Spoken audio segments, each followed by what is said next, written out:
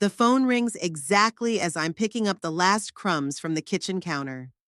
I smile when I see my granddaughter's name on the screen. Surely Brittany wants to finalize the details of tomorrow's party.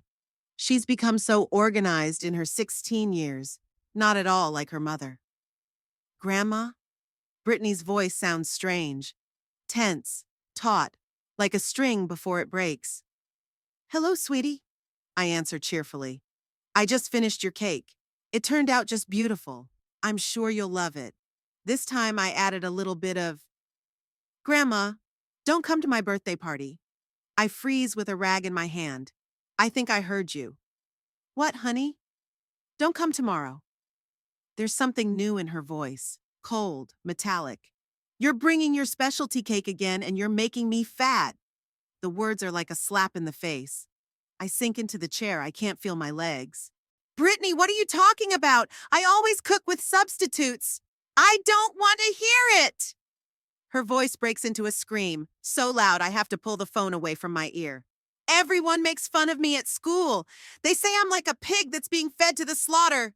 And it's all because of your cakes, your cookies, your pies. I hate you. There's sobbing in the phone, then some rustling, as if the phone were being passed from hand to hand. The door slams. Mom? It's Janice's voice now, calm, almost bored.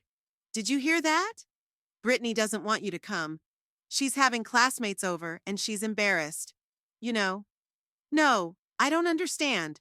My voice is quiet but firm. I've always come to her birthdays, always, ever since she was a freshman. Yeah, and look what you've gotten her into with your candy. Now Janice can't hide her annoyance. The girl weighs 50 pounds at 16. She's diabetic. The doctor said that if she doesn't lose weight, she'll face serious complications in 5 years. And after that, you think she wants to see your damn cake? But I'm making a diabetic. Who cares? Janice is almost screaming. The point is, you've always spoiled her, always indulged her, always turned a blind eye to the problem. Eat up, baby. Grandma baked it. And now you have to deal with it. She doesn't want to see you. Period. Silence. I can hear my own breathing, heavy, wheezing. I used to have asthma when I was a kid. Is Ray coming? I ask out of the blue. A pause, then a short laugh. Sure, with Carol. They're giving Brittany a pool membership. You know, help solve the problem, not make it worse. Can I at least give her the gift? I'm getting that begging tone in my voice that I hate. I bought a bracelet. If you want, leave it in the mailbox. I'll pass it on.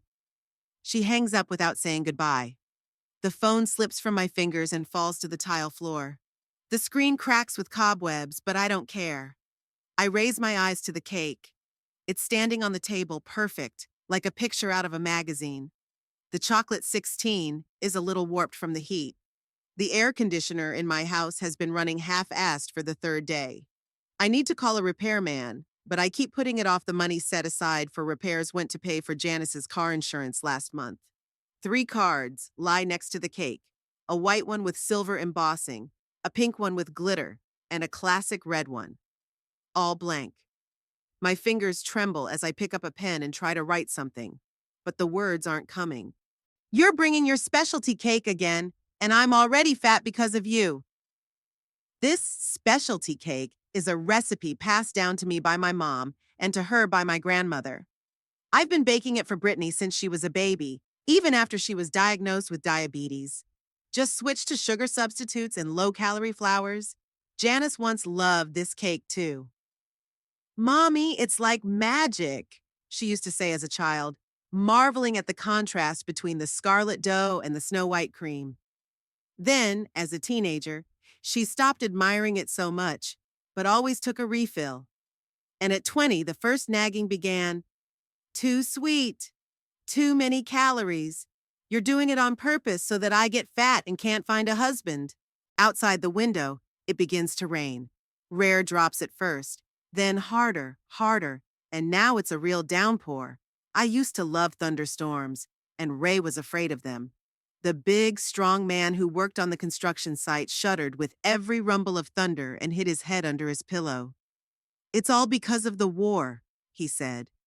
I learned to be afraid of sudden sounds in Korea. Ray left me 12 years ago, after 33 years of marriage. You're suffocating me with your preoccupation, he said then. You and Janice are a double duo of control and tantrums. 6 months later, he married Carol, a woman 15 years younger than me, with brown hair and a laugh that made glasses tinkle. Now they're coming to my granddaughter's birthday party together, bringing the right present. They'll smile and hug Brittany and tell her what a beautiful girl she's become. And I'll be left here in this empty kitchen with a cake that no one will eat.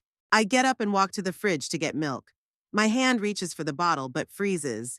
Instead, I pull out the bottle of sherry I keep for special occasions. I pour 2 fingersfuls into the glass and drink it in one gulp. The alcohol burns my throat. Then I sit at the table for a long time, maybe an hour, maybe 2. The cake slowly fades into the stuffy kitchen. One of the chocolate numbers has completely moved away and now resembles not 16, but some meaningless hieroglyphic. The cream is starting to protrude between the layers. Brittany was born on the hottest night of July. Janice screamed so loud that the nurses in the hallway clamped their ears shut. The baby's father wasn't around. Janice said she didn't know who it was, though I suspected otherwise.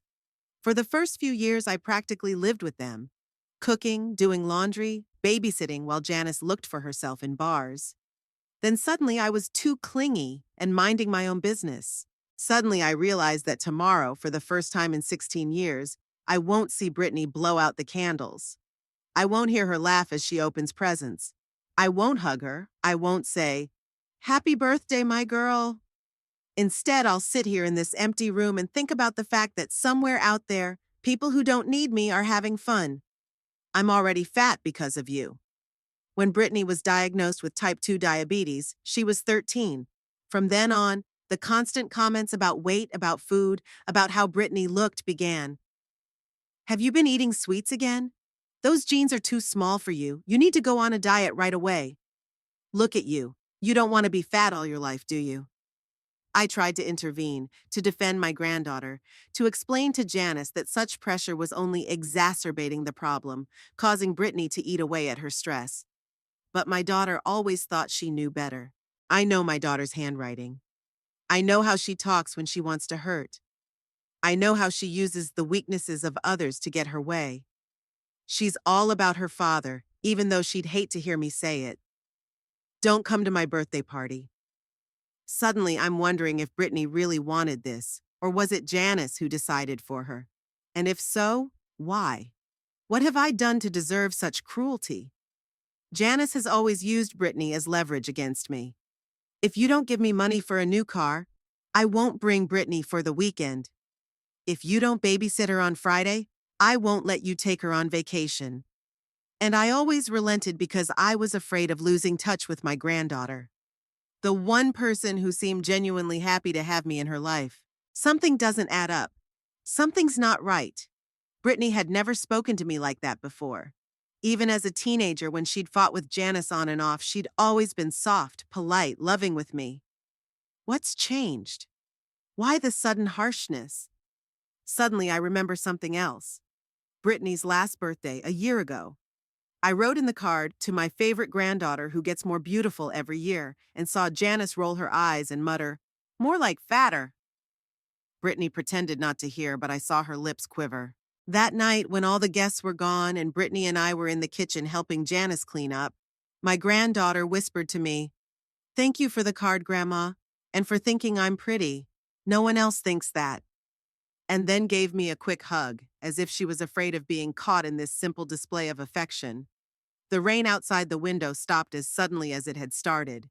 In the silence, I hear the ticking of the old wall clock Ray and I bought for our first wedding anniversary. It's been going for 45 years now, having survived our marriage, moves, the death of my parents, the birth of Brittany. Tick-tock, tick-tock. Time passes and the cake stands untouched, like the cards. So does the gift, the little box in the silver wrapping. I get up, walk over to the trash can, and put my hand over the cake. One move and hours of labor will go in the trash. But I can't. My hand trembles and sinks. Instead, I take the tray, carefully place the cake on it, put the cards and gift beside it. Then I carry it all into the living room and leave it on the coffee table. I turn the TV up, just to hear the voices. so I don't feel so alone. All my life I've given myself to others. First Ray, then Janice, now Brittany. Cooking, cleaning, giving money, supporting, comforting, helping.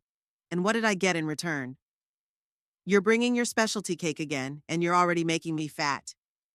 I lean back on the back of the couch and close my eyes. Tomorrow will be a new day. Tomorrow is my granddaughter's 16th birthday, and she will celebrate without me. And I'll be left here, with a cake that no one will eat, a gift that no one will give, and blank cards that I never wrote a line on. The morning after Brittany's call, I greet it with puffy eyes and a headache. The cake still sits on the coffee table, red as an open wound. I decide I can't just throw it away. Too much labor, too much love put into those layers of sponge cake and cream, maybe the neighborhood kids?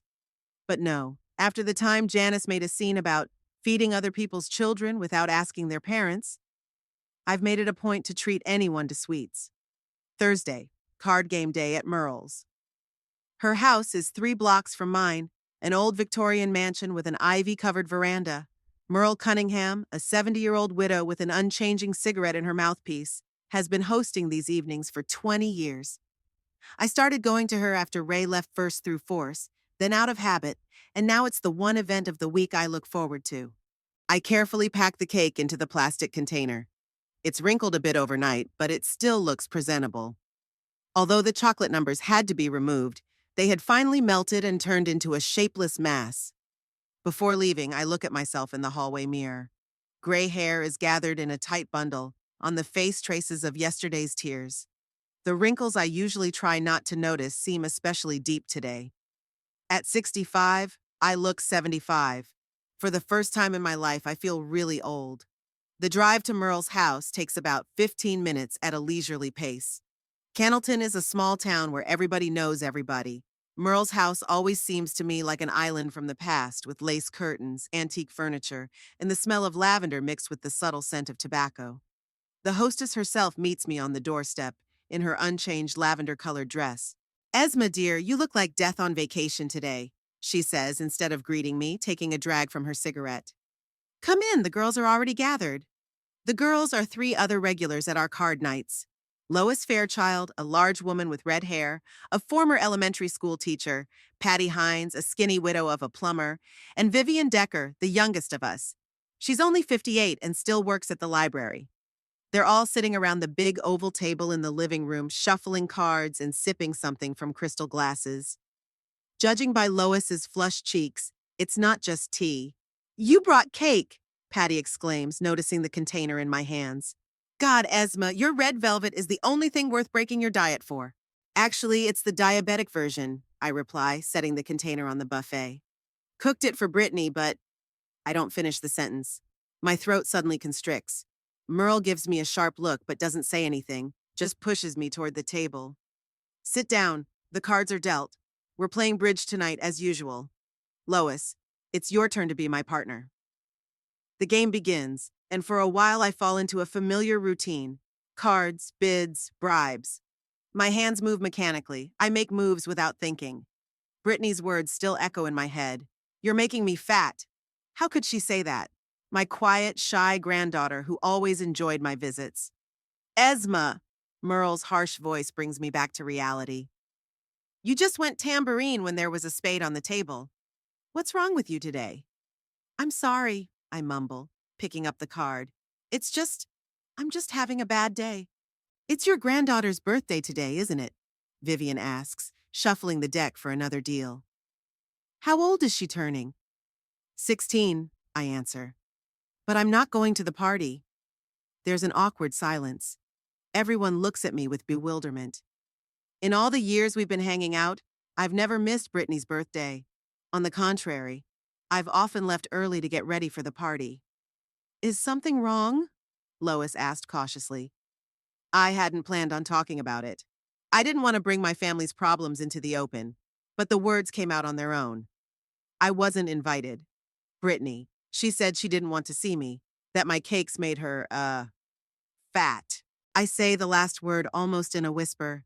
Saying it out loud is like admitting that I've been hurting my own granddaughter all these years by feeding her sweets, even though I switched to diabetic recipes right after her diagnosis. Bullshit, Merle snorted, taking a drag on her cigarette.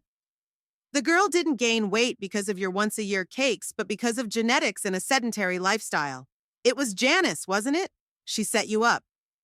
I blink, surprised by her insight. Merle's always had a sharp mind, but today it's like she's reading my mind. I don't know. I start, but Merle interrupts. You do. You just don't want to admit it. Your daughter's been using you ever since she had Brittany, and you've been letting her. Merle, Patty exclaims in shock. You can't say that. Why not? Merle shrugs. We're all grown women here, and we can all see what's going on. Esma gives Janice money to pay the bills, babysits her granddaughter when she needs to go out, listens to her complain about life, and what does she get in return? Accusations that her granddaughter has gained weight? Not being allowed to come to her birthday party? I feel tears coming to my eyes. Merle ruthlessly rips the bandage off the wound I've studiously ignored for years. Everyone has a complicated relationship with their kids. I try to defend myself. Lois's son didn't call for 3 years when he moved to California. And I told him off for it when he finally showed up, Lois countered. And then we talked like adults and made some rules. Now he calls every Sunday and we talk for an hour. That's a normal parent-child relationship, Esma. What Janice is doing is exploitation. Don't talk nonsense, I brush it off, but my voice sounds unsure. Janice is it's hard for her to raise a child on her own, and Brittany has health problems. Which are not your fault, Vivian says firmly. Type 2 diabetes in teenagers is epidemic. The library has a shelf full of books on the subject. It's not because of one cake a year. Besides, Patty adds, if it was just the cake, she could have just asked you not to bring it. Why forbid you from coming at all? That's the question I've been asking myself all night.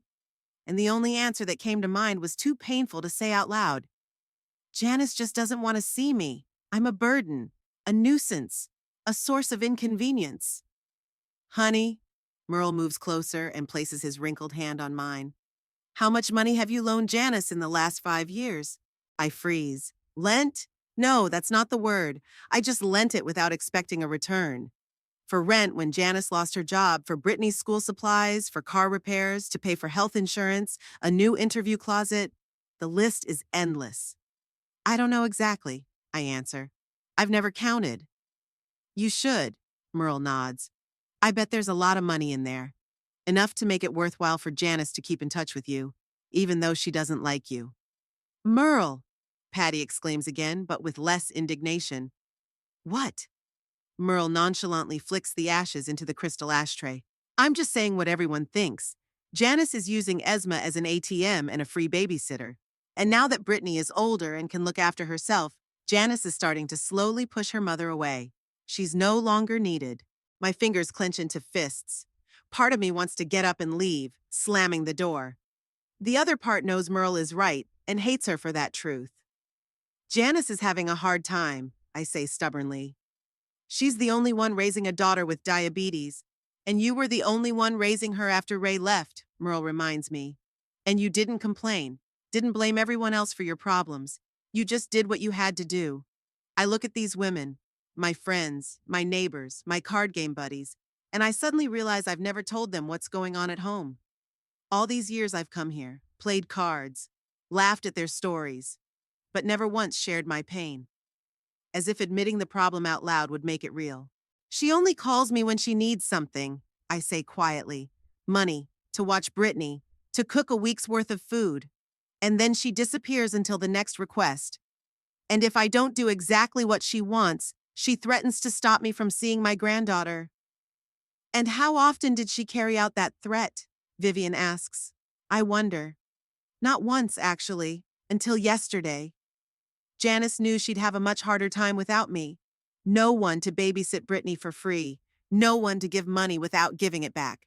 No one to cook meals for them when Janice was too tired or just didn't want to do it. You know what I think?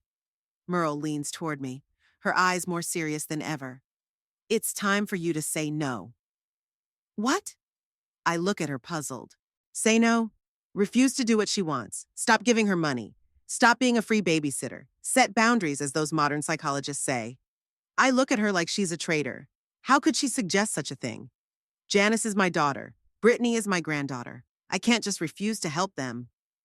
And then what? I ask bitterly. Janice will forbid me from seeing Brittany. I'll lose them both. Or, Vivian says softly, Janice will realize that she can't use you anymore, and she'll start treating you with the respect you deserve. Honey, Lois squeezes my hand. You realize this can't go on forever, right? You're 65. You're going to be sick soon, and who's going to take care of you?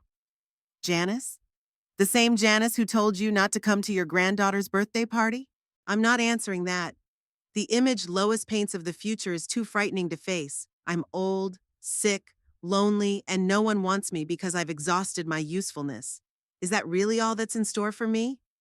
We just want you to think about yourself, Patty says, just once in a while. About myself? I almost laugh. I haven't thought about myself since Janice was born. First there was a husband, then a baby, then a job, then a granddaughter. I don't even know what I like to do for myself and not for others. It's about time you found out. Merle winks at me and raises her glass. Drink this. Brandy, 20 years old.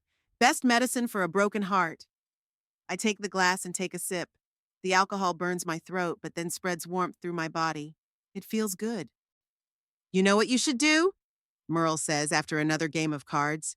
Get a notebook and write down all the money you gave Janice, every last dime, and then show her the list. Why? I ask her. She's not going to give it back anyway. That's not the point. Merle shakes her head. The point is for her to see in black and white how much you're doing for her. Sometimes you have to rub people's noses in the obvious to make them understand. And also, Vivian adds, you should think about saying no the next time she asks for money. Just give it a try. You'll see what happens. I nod, but everything inside is clenched with fear. Say no to Janice? I've never done that in my life. Always giving in, always going along to get along, always sacrificing my own interests for her. Can I change that habit at 65? Maybe you should finally say no, Merle said, as if reading my mind. For once in your life, Esma, for yourself. I look at her wrinkled face, her sharp eyes, her straight back. Merle was widowed at 40, but she never let herself get discouraged. Kept house, raised her son, worked 2 jobs. Now her son is a successful doctor in Chicago, calls every week, comes for all the holidays with his wife and kids. They have a normal, healthy relationship. No manipulation, no blackmail, no taking advantage. Maybe, I finally say, maybe you're right. And in that moment, I feel like I'm betraying my daughter by agreeing with those words. But deep inside, something new is brewing. A faint, uncertain voice that says, maybe it's time to think about yourself too. I spend the morning of Brittany's birthday going through old photo albums. Every picture has her birthday on it, and every picture has me by her side. I've always been there for her. Until today. I put the album aside and walk over to the window. It's a clear, hot summer day. The perfect day for a backyard party, just the way Janice had planned to celebrate her daughter's 16th birthday. Barbecue, paper lanterns, music. It's just the way it's supposed to be. I don't have to go. I wasn't invited, in fact, I was expressly forbidden to attend. But the thought of missing such an important day in Brittany's life is unbearable. I'll just drive by, I tell myself. I'll just watch from a distance. Maybe I'll get to see her for a minute. The box with the bracelet is on the dresser, a small silver rectangle with a gift bow. I pick it up and put it in my purse. Maybe I can leave it in the mailbox like Janice suggested. My daughter's house is 15 minutes from mine in a newer neighborhood in Cannleton. It's a neat 1-story house with a garage and a small but well-maintained garden. Several cars are already parked in the driveway. The festivities seem to have begun. I park on the opposite side of the street, 2 houses down. From here, I can see the backyard clearly. Colorful balloons peek out from behind the fence and the top of a tent, under which the tables are probably set. There are muffled voices and music. There's a strange feeling in my stomach, a mixture of longing, envy, and resentment. I should be there among the guests. I should be helping Janice set plates, pouring drinks, making sure everyone has enough to eat. I should be hugging Brittany and telling her what a beautiful girl she's become. 16 is a big date. It's practically the beginning of adulthood. But instead, I sit in the car across the street like some kind of stalker, trying to see what's going on through the gaps in the fence. Another car pulls up, a shiny black sedan that I recognize immediately. Ray. My ex-husband, whom we divorced 12 years ago, after 33 years of marriage. He gets out of the car still trim, despite his 69, with a thick gray hair and a straight back. Carol, his second wife, 15 years younger than him, with dyed brown hair and bright red lipstick, gets out on the other side. They walk toward the house, holding hands. Ray says something, and Carol laughs, throwing her head back. She's wearing a floral print summer dress, and he's wearing light-colored pants and a blue shirt. They look like a couple from the cover of a retirement magazine. Happy, healthy, carefree. Ray is carrying a large gift box tied with a silver ribbon. I wonder what's in it. Must be something expensive. Ray has always been good at picking out gifts, unlike me, who prefers practical things. The door opens before they even ring the bell. Janice steps out, hugs her father, then, after a second's hesitation, Carol. They exchange a few sentences, and Janice escorts them inside. I'm starting to feel ridiculous. What am I doing here? Sitting in my car like some kind of spy, watching a party I wasn't invited to? It's time to leave. Time to accept that I don't belong here. But at that moment, the back door of the house opens, and Brittany steps out onto the terrace. My heart sinks. She looks so grown up in her new navy-colored dress. Her hair is styled in an elaborate updo, and she has light makeup on her face. She's beautiful, despite the extra weight Janice is so worried about. But there's something wrong with her posture. Her shoulders are slumped, her head tilted slightly, as if she's trying to appear smaller, more inconspicuous. The smile doesn't reach her eyes. This is not a happy birthday girl. This is a person struggling to live up to other people's expectations. Janice comes out behind her, saying something fast and irritated. I can't hear the words, but I see Brittany flinch and slouch even more. Janice fixes her hair, tugging her dress, her whole demeanor a look of displeasure.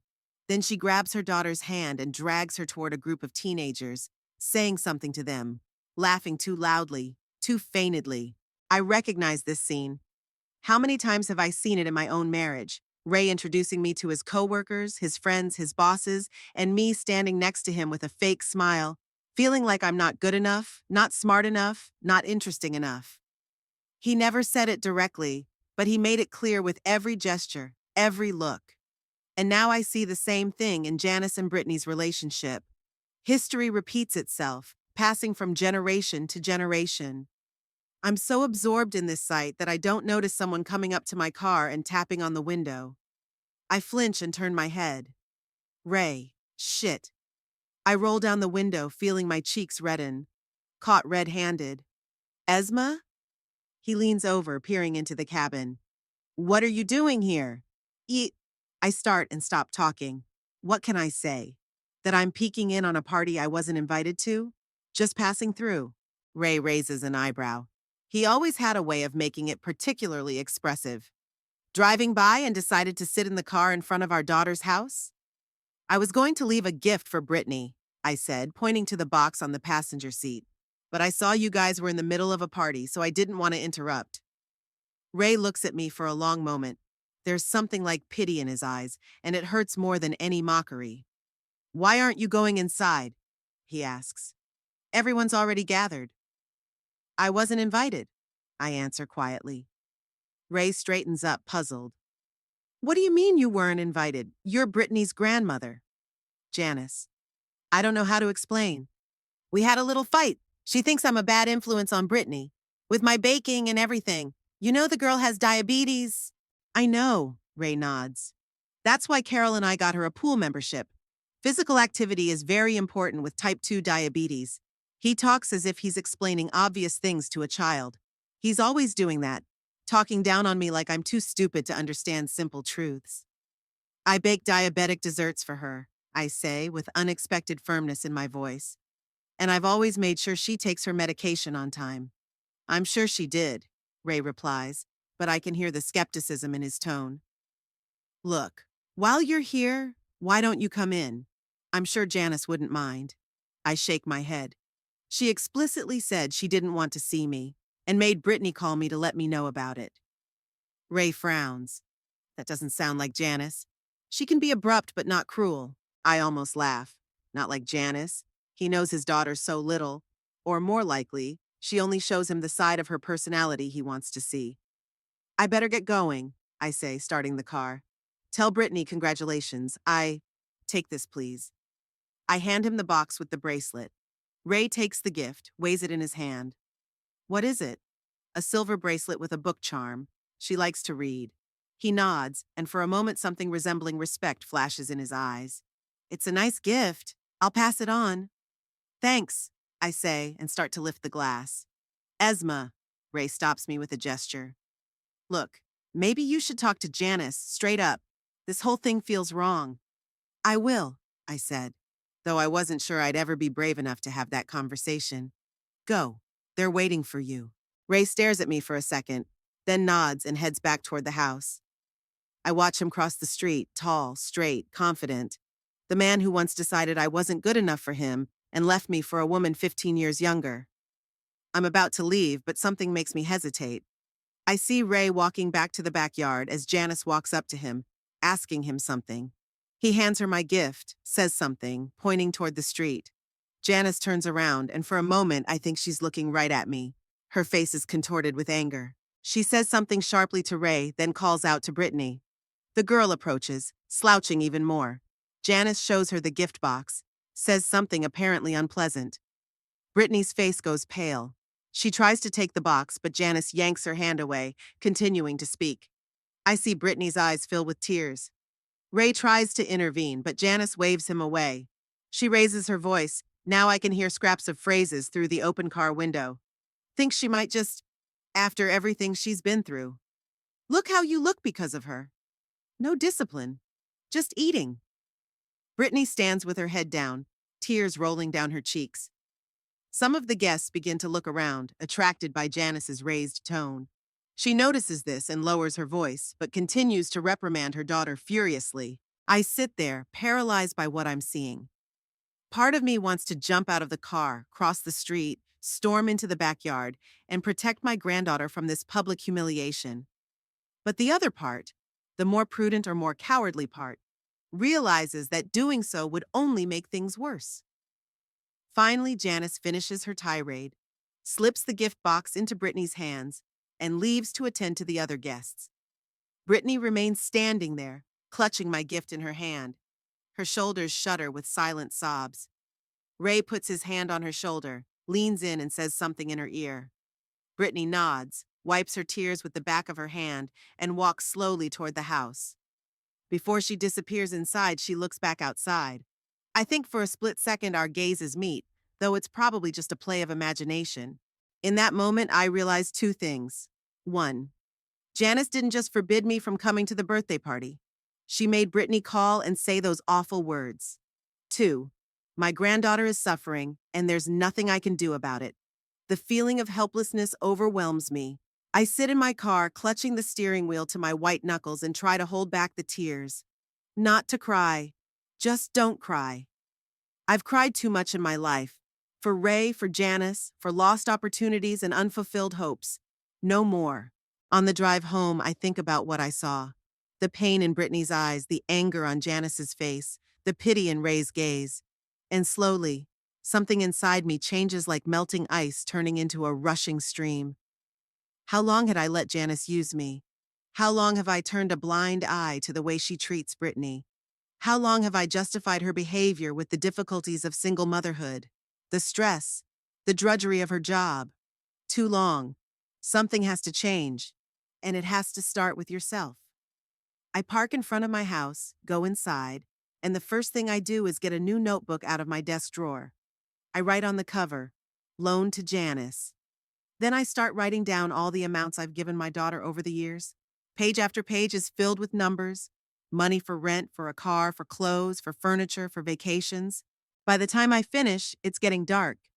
The streetlights are turning on outside the window. I put my pen away and look at the pages I've written. The total amount amazes even me. If I'd saved that money instead of giving it to Janice, I'd have a decent bank account right now. Maybe even enough to not have to worry about the future. The phone rings and I flinch. Janice's name is on the screen. I take a deep breath before answering it. Hello? Mom, Janice's voice sounds harsh.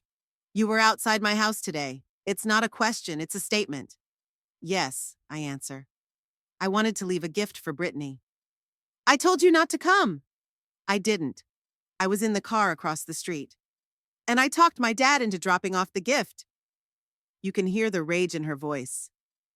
Do you have any idea what that looked like? Grandma couldn't come, but she really wanted to congratulate you. Everyone started asking why you weren't here.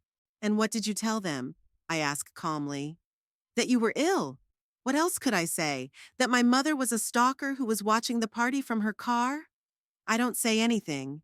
Janice continues, quieter but still angry. Brittany opened your present. She loved the bracelet. She wore it all night, even though I told her it was cheap and tasteless. It should hurt, but somehow it doesn't. Instead of pain, I feel only fatigue. I'm glad she liked it, I say. How was the party? It was okay, Janice answers reluctantly. Listen, I need your help next week. My car insurance bill came in, and I'm a little tight on cash right now. Also, I need you to babysit Brittany this weekend. I have a date. This is it, the moment of truth. I stare at the notebook and think about what I've seen today. Janice humiliating Brittany in front of the guests, making her withdraw from me, using her daughter to manipulate her. And suddenly, the solution comes naturally. We can meet on Saturday and discuss it, I say, surprised at the firmness in my voice. I have something to tell you too. About what? Janice sounds suspicious. About a lot of things. Come by at 11 and bring Brittany. Why? She has tennis practice at 11 o'clock. 2 o'clock then, or whatever time you want, but I want to see both of you. Okay, Janice agrees, clearly puzzled by my tone. 2 o'clock. But be warned, I don't have much time. I have a date to get ready for. It won't take long, I said. See you Saturday, Janice. I disconnect for something I've never done before when talking to my daughter. I usually waited for her to finish talking, often staying on the line long after she was tired of talking to me. Maybe it was time to bill her. Saturday is coming faster than I expect. The 3 days between my conversation with Janice and our meeting fly by in a sort of feverish state. I complete my notebook, going through old checkbooks, bank statements, expense records. Each figure, each date is like a nail in the coffin of my former life, when I gave everything I had without complaint, expecting nothing in return. The total amount is shocking to me. Money that Janice borrowed on loan, but never paid back. Money for car repairs, insurance, new furniture, Florida vacations, school uniforms for Brittany, orthodontist. The list is endless. And then there's the time. The countless hours I spent watching my granddaughter while Janice worked, though I saw her car more than once in the bar parking lot when she was supposedly in the office, cleaning their house, cooking for them. Saturday morning, I wake up earlier than usual. My head is clear despite the restless night. I know what I have to do, and that knowledge gives me strength. I make coffee and a light breakfast avocado toast, just like Brittany likes, in case she gets hungry. I put diabetic cinnamon cookies on the table, too. Small portions, like her doctor recommended. At 11, I start to get nervous. What if Janice changes her mind? What if she doesn't bring Brittany? What if things don't go as I plan? But at 14:05, the doorbell rings. I take a deep breath, square my shoulders, and go to open it. Janice and Brittany are standing on the doorstep. Janice looks annoyed, like she's been pulled away from something important. She's wearing tight jeans and a low-cut blouse, clearly getting ready for her date. Brittany is behind her, in a simple blue dress with the bracelet I gave her on her wrist. She doesn't make eye contact with me. Mom, Janice kisses my cheek, a dry, formal kiss. We won't be long. I have a meeting at 5. Come on in. I step back, letting them into the house. I made coffee and cookies. Brittany's on a diet, Janice says immediately. No cookies. They're diabetic, I reply. Low sugar, like Dr. Harris recommended. Janice snorts but doesn't say anything. We walk into the living room.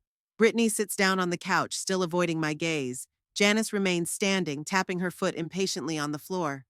So, she begins. You wanted to talk? About what?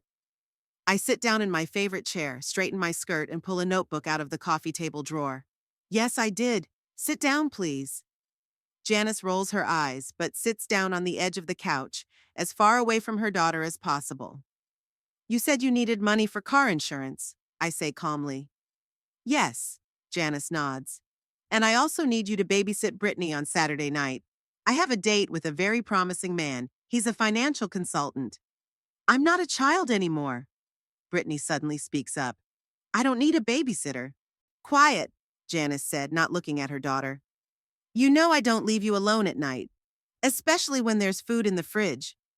Brittany flinches like a slap and sinks even deeper into the couch. I notice how she touches the bracelet on her wrist as if looking for support. Janice, I say, trying to keep my voice steady. Before we discuss your requests, I want to show you something. I open the notebook and place it on the table between us. Page after page is filled with neat columns of numbers, dates, amounts, goals. What's this? Janice leans over, squinting at my handwriting. It's all the money you've borrowed from me over the last 5 years, I answer.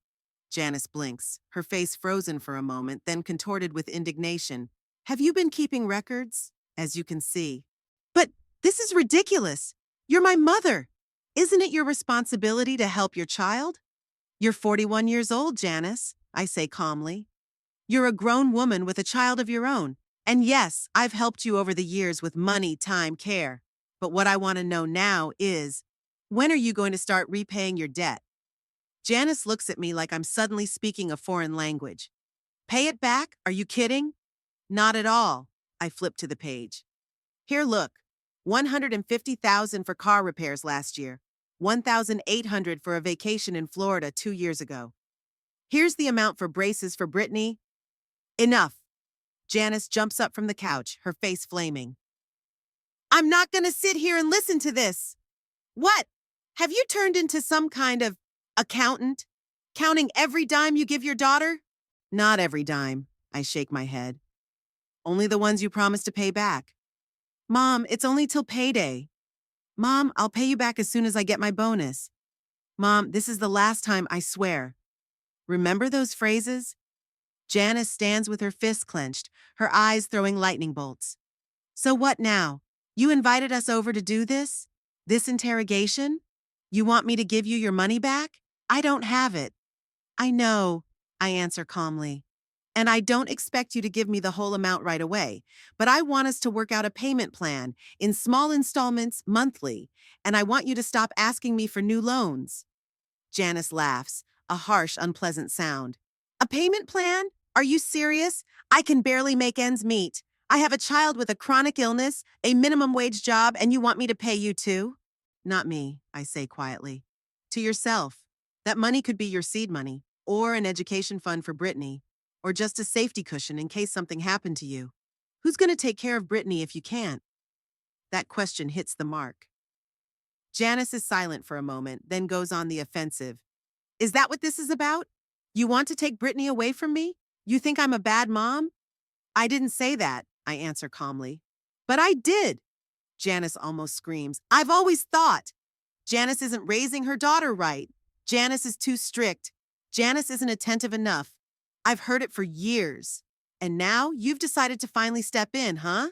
Show Brittany what a horrible mom I am who won't even pay back her mother's debts? Brittany sits on the couch, cringing from her mother's screaming. Her face is pale, her hands nervously tugging at the hem of her dress. Janice, I say firmly, you're twisting my words. I never said you were a bad mother, didn't I? Janice comes closer, hovering over me. What about the time you told Brittany she could have ice cream when I told her not to? Or the time you bought her a book I thought was inappropriate? Or when you undermined my authority by saying I was too strict with discipline? You were constantly trying to turn her against me. That's not true. I rise from my chair, not wanting Janice to look down on me. I've always supported you as a mother. Always been there for you when you needed help. Always sticking your nose in, Janice interrupts. And you know what? Enough! I'm not going to take it anymore. If you want us to pay you back, fine. You can sue us. In the meantime, forget about seeing Brittany. If you think we're so ungrateful, there's no point in having a relationship. I can feel the blood draining from my face. I didn't see that coming. I thought Janice would argue, resent, but not threaten a complete breakup. You can't stop me from seeing my granddaughter, I say, but my voice doesn't sound as confident as I'd like. I can and I will. Janice crosses her arms over her chest. I'm her mother. I make the decisions, and I decide who she hangs out with. I'm 16, Brittany says suddenly, and we both turn to her as if we've forgotten she's there. I'm not a little kid. I can decide who I want to hang out with. Janice looks at her daughter with annoyance. Don't interfere in an adult conversation. But you're talking about me!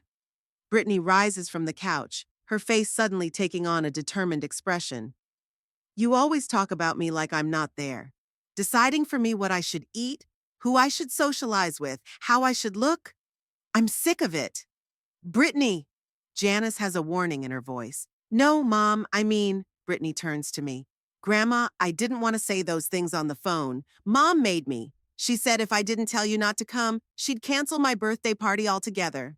Janice goes pale. That's not true. Brittany, stop it right now. It is true, Brittany almost screams. You said, call your grandmother and tell her you don't want to see her. Tell her cakes make you fat. Tell her you're ashamed of your weight in front of your classmates. You made me say horrible things. I look at my granddaughter and my heart breaks with pain. Her eyes are full of tears, her face contorted with emotions she's held back for too long. Brittany, I say softly, is it true? You didn't mean to say those things? Of course I didn't. Brittany sobs. I love your cakes. I love it when you come over. You're the only one who doesn't make me feel ashamed of my body all the time. You're the only one who says I'm beautiful, even when I'm like this. Janice grabs her daughter's hand. Enough of this circus, we're leaving now. No, Brittany pulls her arm out. I want to stay with Grandma just for tonight, please. Don't even think about it, Janice hisses. After she billed us? After she called us ungrateful? Do you really want to stay with someone who counts every dime she spends on you? That's not true, I interject. Brittany, I never counted the money I spent on you. I've never considered you a burden. I love you and always will, no matter how much you weigh, what you look like, or what you say. Brittany begins to cry, quiet, restrained tears that seem to come from the very depths of her soul. I know you do, Grandma. I love you too.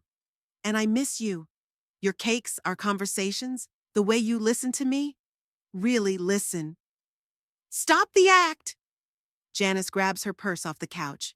We're leaving. Now! Janice! I take a step toward my daughter, trying to catch her eye. Please, let's talk calmly. Not as mother and daughter, but as two grown women. About the money, about Brittany, about everything. There's nothing to talk about, Janice cut her off.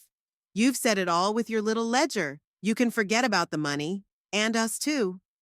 Mom, I'm not going, Brittany suddenly says firmly. I'm staying with Grandma. Janice freezes, her hand on the doorknob. What did you say? I'm staying here, Brittany repeats, her voice shaky but determined. At least for tonight. You're going on your date anyway. What difference does it make where I'm going? Big! Janice turns around, her face twisted with rage. You're my daughter. You're coming with me. And if I don't? Brittany asks quietly. What will you do? Drag me by force? Lock me in my room? Take away my cell phone? Tell everyone how fat and lazy I am again? Janice looks like she's been punched. She opens her mouth, closes it, opens it again. I don't. You say that all the time. Brittany wipes her tears with the back of her hand. At home, at school, in front of your friends, in front of your boyfriends.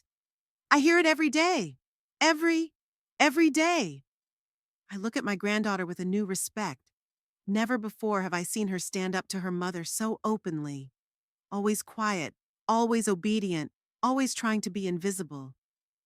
Brittany, I say softly, if you want to stay, I'd be very happy to.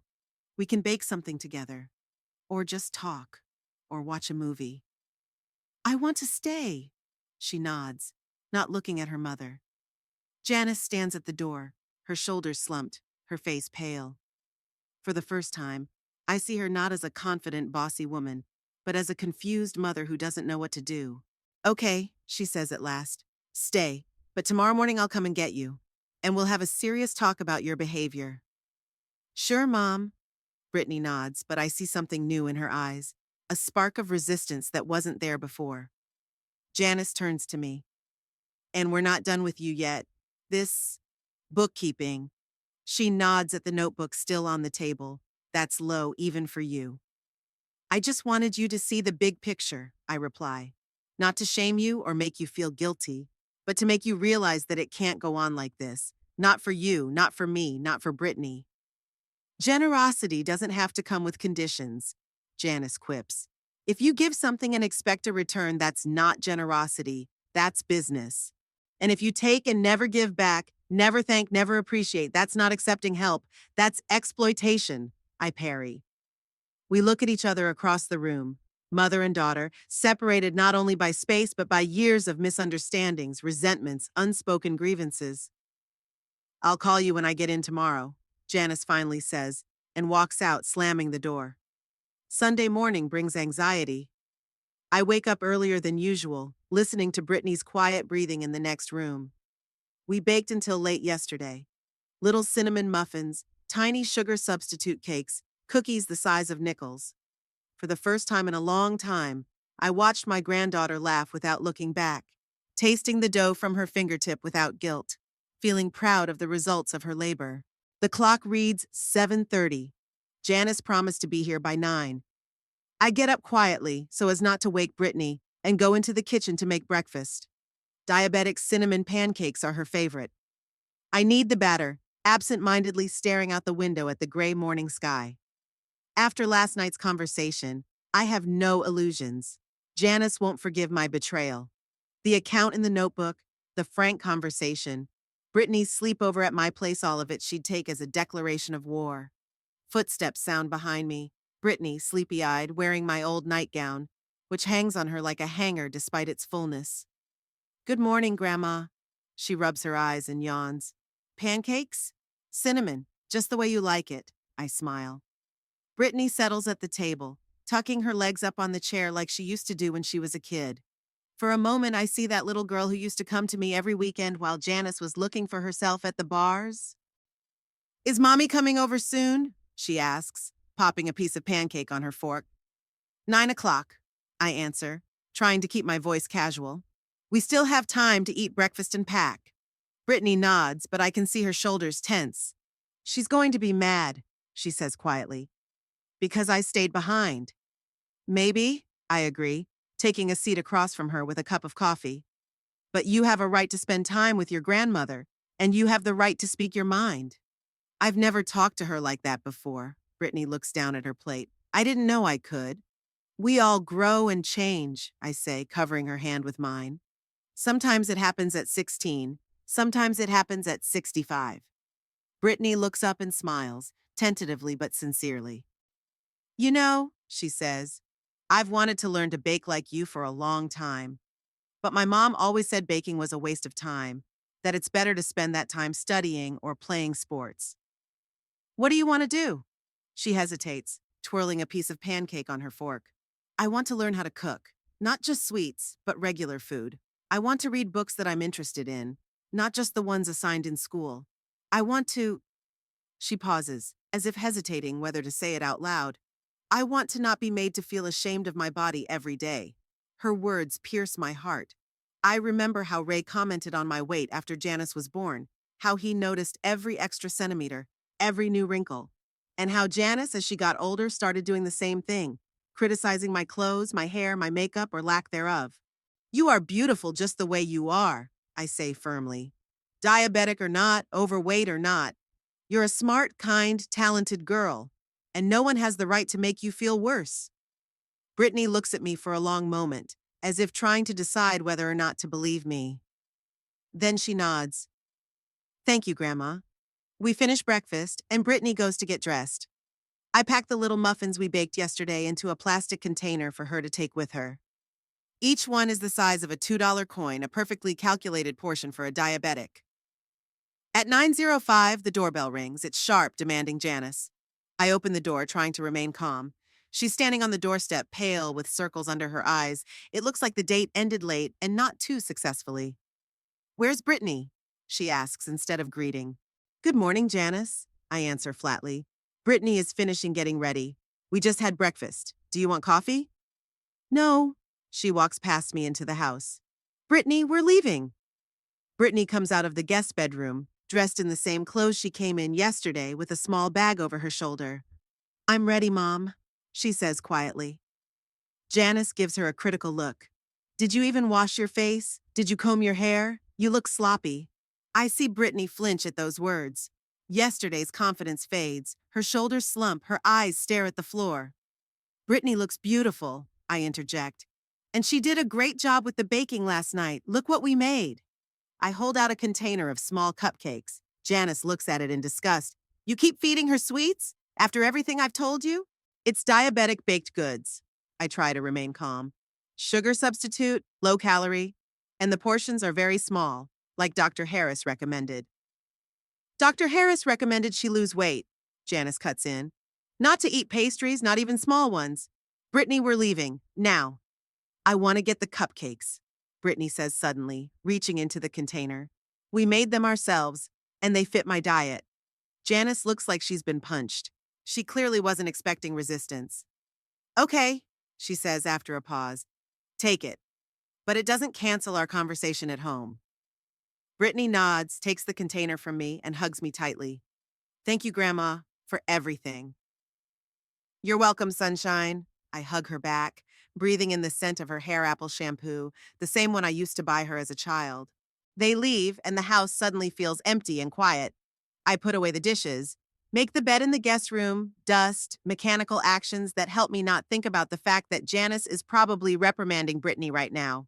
For insubordination, for staying at my place, for taking the cupcakes.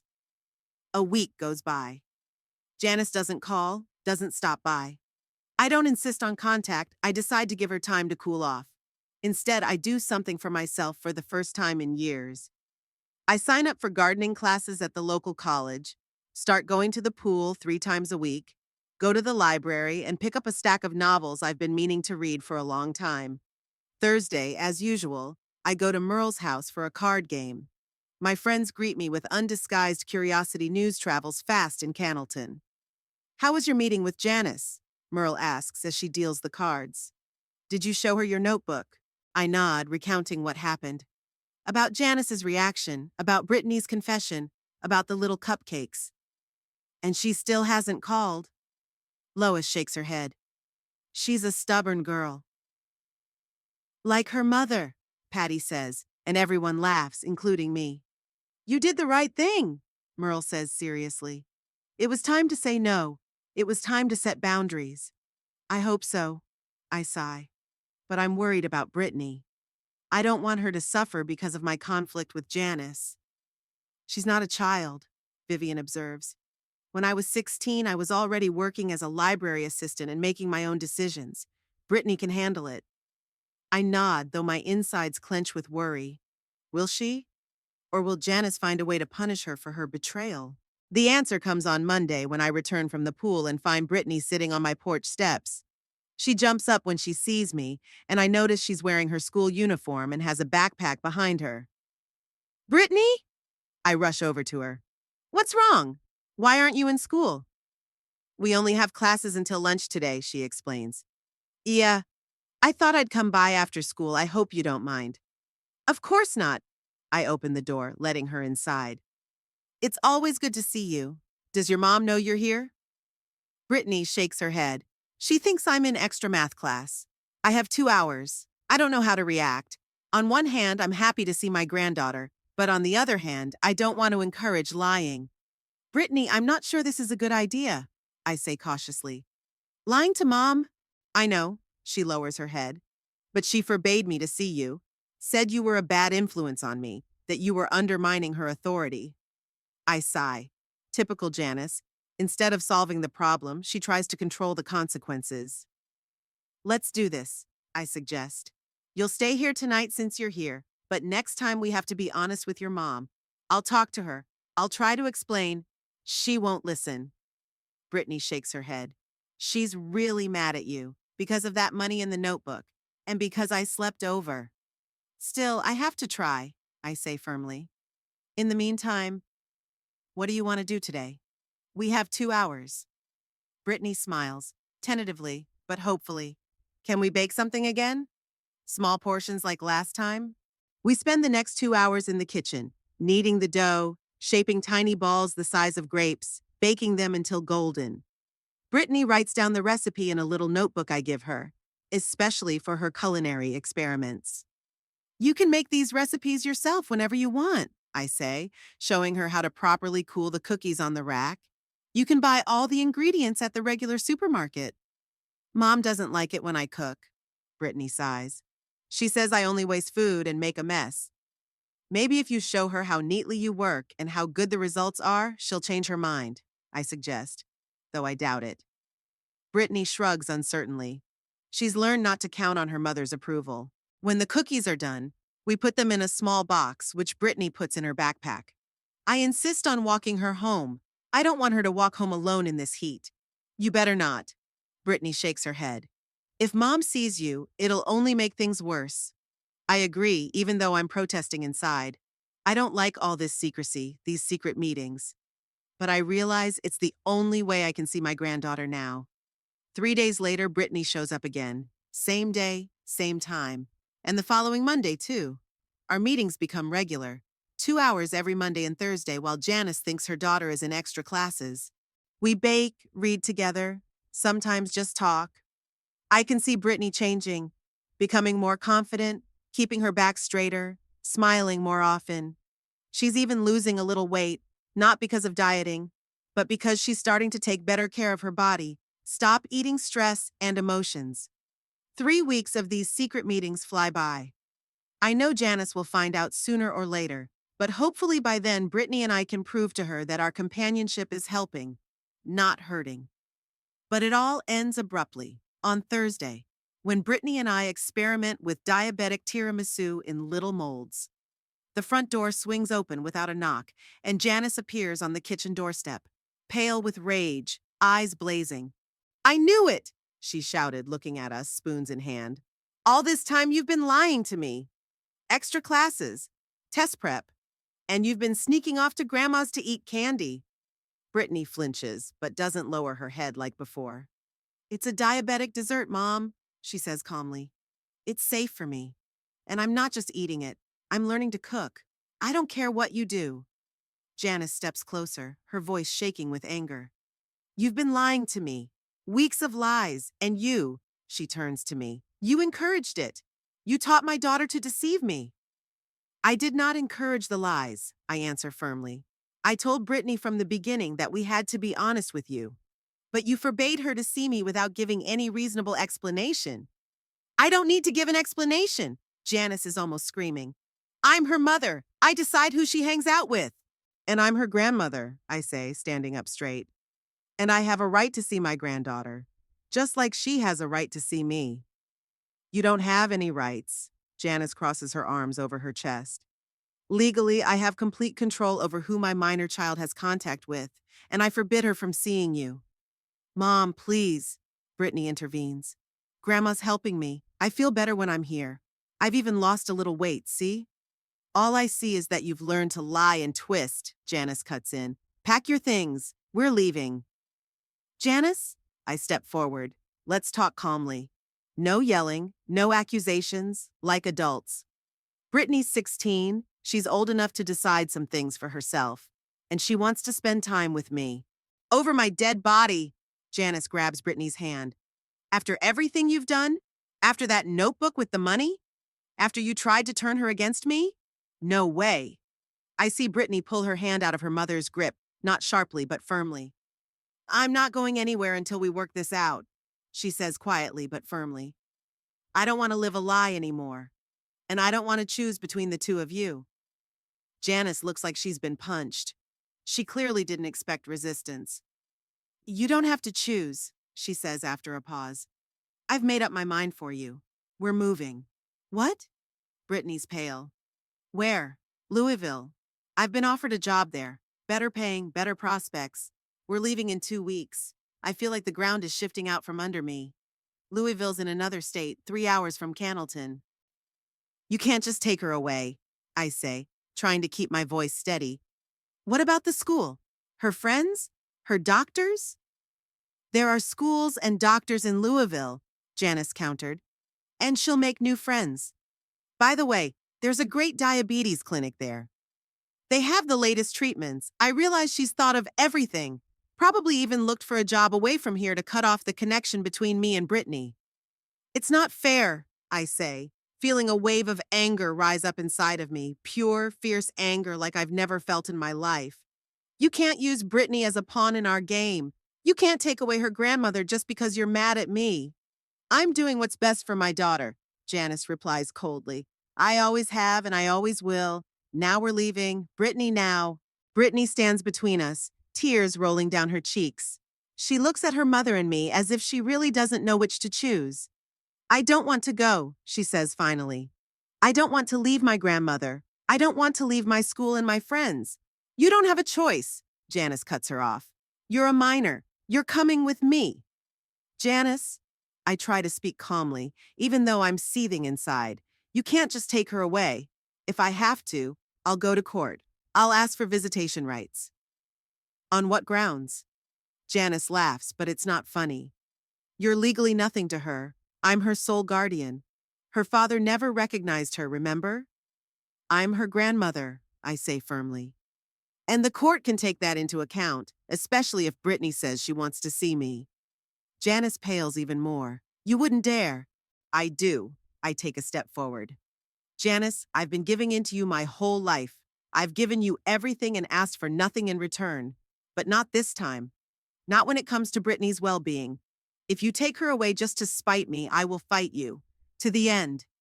We stand across from each other, mother and daughter, separated by decades of hurt, misunderstanding, unspoken grievances.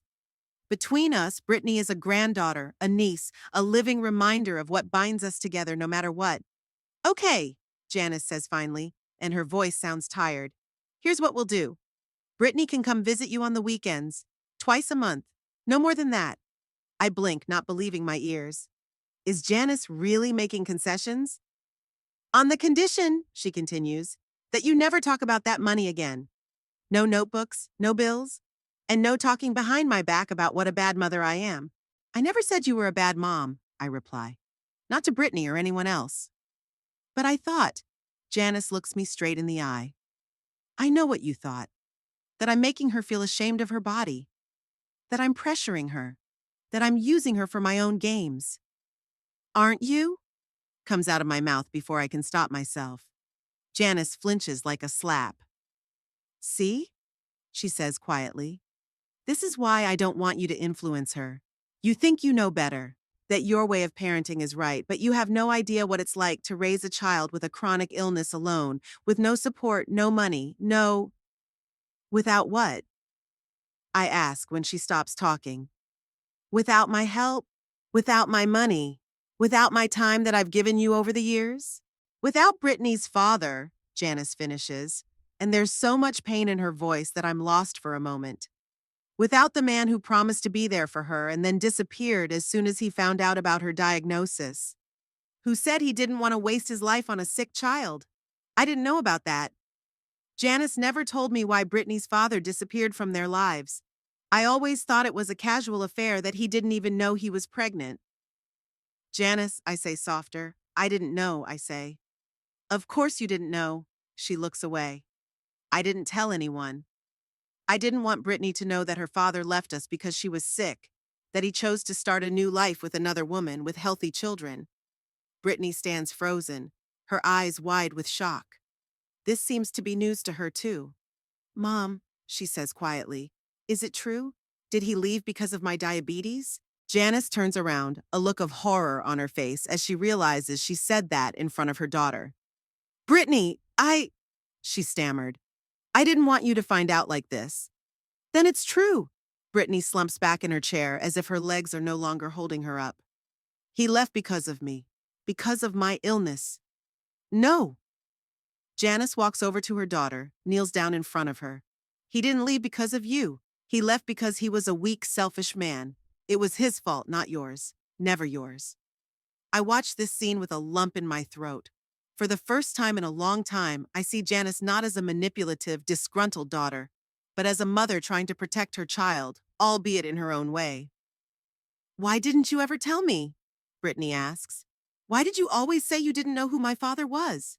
Because it was easier, Janice sighs. Easier than explaining why the person who should have loved you more than anyone else in the world chose to leave. There's silence. I don't know what to say so as not to make things worse. This moment between mother and daughter seems too personal, too fragile for my interference. Is that why you're so worried about my weight? Brittany asks suddenly. Is that why you keep saying I should watch myself more? Are you afraid that everyone will dump me too because of my looks? Because of my illness? Janice flinches as if she's been hit. Her face contorts in pain.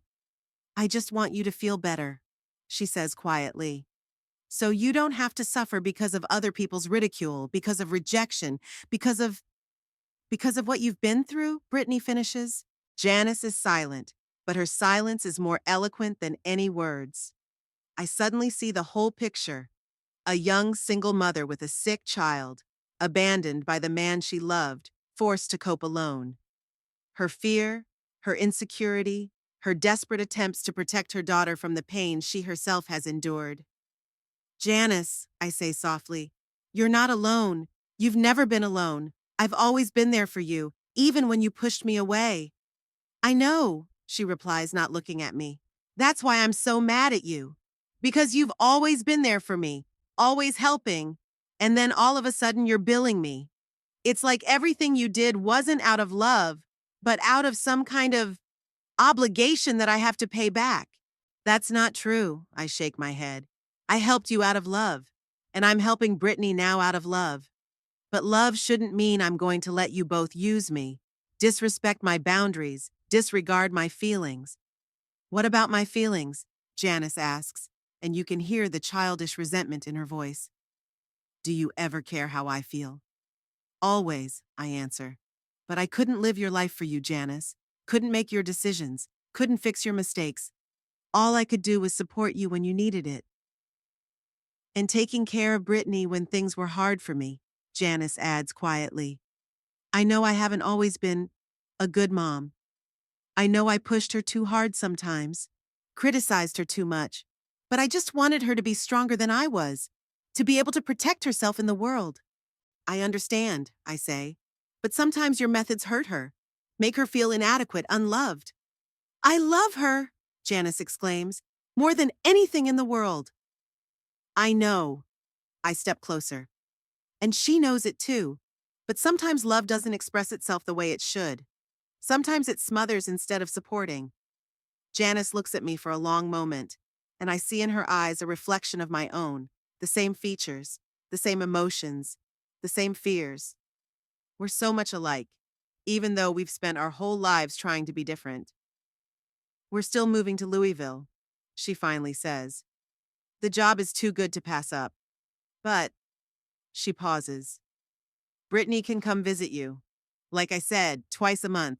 And on vacations. I nod, realizing that's the most she's willing to do right now. And you'll let her cook? I ask. Experiment with diabetic recipes? Janice hesitates but then nods. If they're really diabetic recipes and if the portions are small.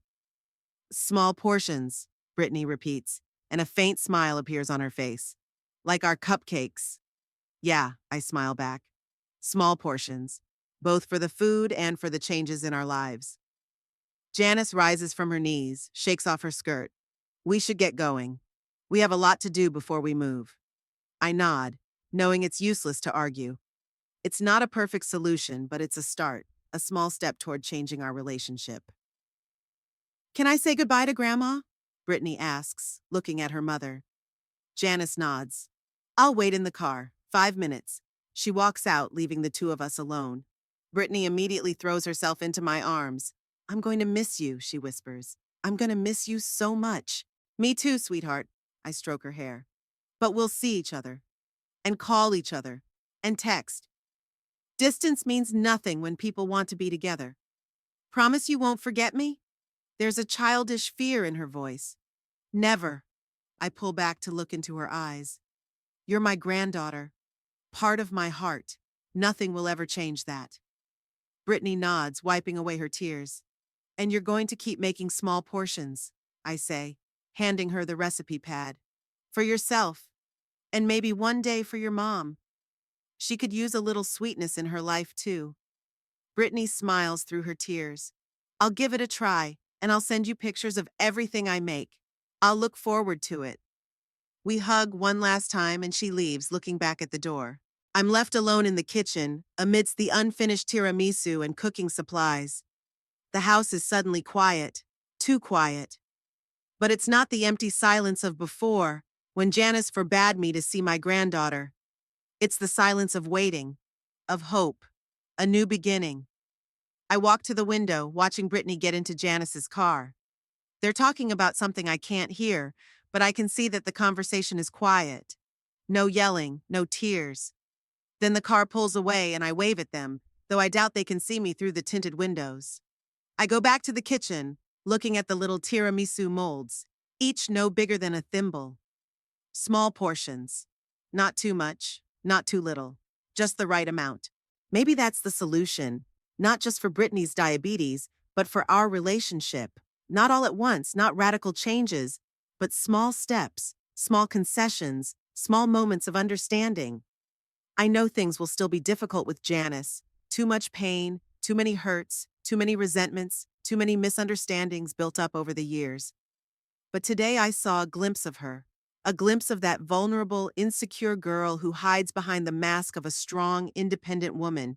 And I realized that no matter what, she's still my daughter. And I'm still her mother.